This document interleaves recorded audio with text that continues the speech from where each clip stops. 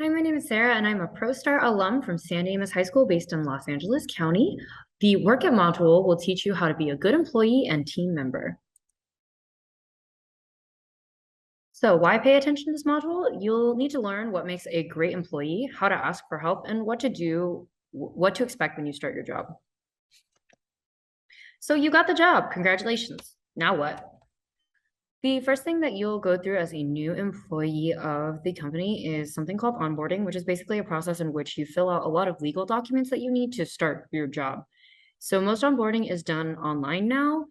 Bigger companies generally have a more regimented process and some sort of online program that you can use, while smaller companies will do something that might be in person and a little less formal. Three of the notable forms that I remember filling out during my employment were an I-9 form, a direct deposit form, and a W-2 form. Again, if you work for a smaller company or if you get hired at a smaller company, it tends to be less formal. And if you work for a larger company, you'll probably have a more formal process with a lot of online components. So the I-9 form, which I spoke about earlier, you'll requires two forms of identification. Personally, I use my driver's license and my passport because they are the easiest to access. Pro tip, you will need to memorize your social security number, so you should do that if you haven't already. Paperwork and policies. So another part of your onboarding process is going to be learning more about the company culture, the company history, safety and sanitation. And again, depending on the company you work for, they might have different expectations as to what they require you to know. So most businesses use an online learning system called LMS, which is a learning management system. At my current job, we had to watch a lot of videos on safety and sanitation and company culture and about different expectations for different positions.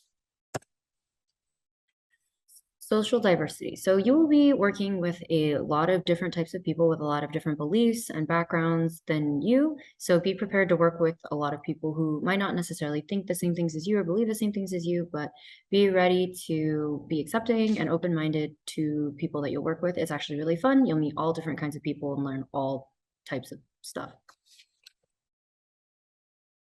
So during the training process, you'll learn about the brand culture, menu items, and different workstations.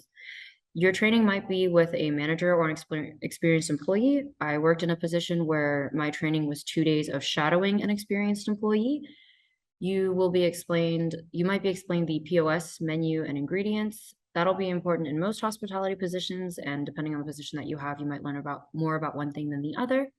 You'll be taught how to do your daily day-to-day tasks such as service, food prep, cooking, cleanup, and food safety, and you might even do some inventory.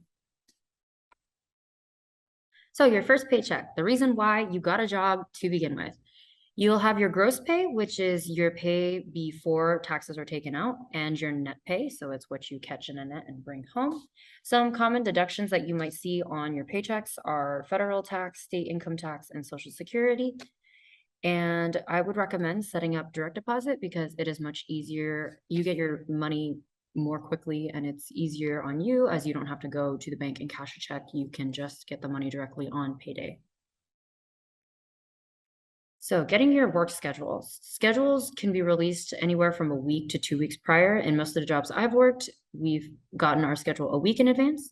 Some companies have an app where you can log in to view your schedule, trade shifts, clock in, clock out, and all kinds of other stuff. I love using these apps because it's much easier to communicate with your managers. It's easier to figure out when you're working. And if you need to trade shifts with somebody, most apps have the ability for you to do that. What makes a great employee?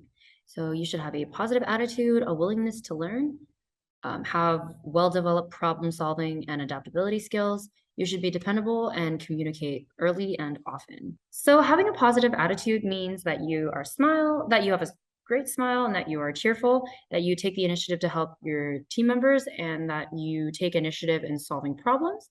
You should obviously be kind and encourage others and take pride in doing a good job as well. Leave your personal problems at the door. I know that part is difficult sometimes, but if you are down, your team members tend to notice. And so it is better just to sometimes try as much as possible to leave it at the door.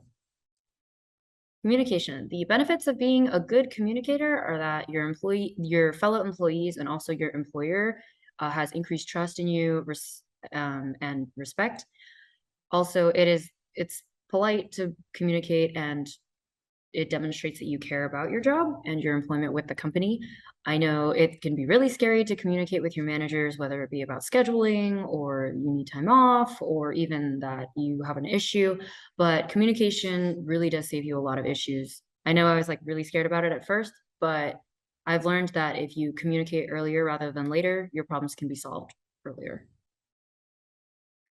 You should also have a willingness to learn. So some points on how you know that you have learned something or that you are a good learner are, can you repeat back your understanding of the assignment to make sure that you know what you're doing? So whenever any of my managers give me a task, I always repeat back to them in sort of a Spark Notes bullet point form and make sure that I understand thoroughly what they expect me to do. And that has proven really helpful during my career. And asking questions is also a huge part of being willing to learn. No question is a bad question. And if you need to ask it, chances are your coworkers do too, and they're just not saying anything. An example of this is that you're having a hard time doing this task. Can you help me improve? You can also ask that to coworkers who've been there longer than you. They can often give you helpful tips and tricks so that you can get what you need to get done faster or more efficiently or better. There are some courses, so about scheduling, it's good to communicate with your managers, as I said previously, about whether when you have a busy course load or if you need to change your schedule around. I know that for me, this semester specifically, I was having a really hard time balancing school and work, and I had to communicate with my manager about reducing my hours, and they were very accommodating, and most employers are, especially if they know that you're a student. So again, communicating, being willing to communicate with your employer is a good sign to them.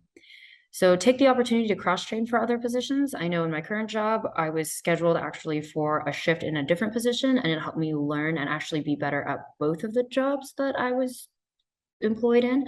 So it's always a good thing to learn other jobs and other parts of your workplace. Handling conflicts. So some tips for handling conflicts are to not take the conflict personally and not to escalate it and talk to your supervisor or manager about it. Again, this does go back to communication. It is hard when you're in the middle of a conflict to get through it, but as it says on the slide, it's easier if you don't escalate it and you talk to your manager about it afterwards. It is difficult to handle in the moment, but again, with communication, most things can be handled. Dependability. So being dependable is an extremely important part of your job. And generally, if you're a dependable employee, your employer is more willing to work with you on other parts of your employment, like scheduling. So if you show up on time, get your work done, keep your promises, and are reliable, your employers and your coworkers will trust you more, and they will be more willing to work with you if you have issues. Don't be late, slack off, or ghost your employer, i.e., no call, no show. So what that means is that you don't come into work, but you don't call anyone, and obviously you don't show up. So even if you have a super last minute reason why you can't come to work, say you get into a car accident or you have a family emergency, it's never too late to communicate that to your employer. I did have a family emergency one time and I had to call off hours before my shift started, but as long as you communicate that to people, people are generally pretty understanding about the fact that sometimes things come up that you cannot control. Thank you to our sponsors for making Fit Day possible.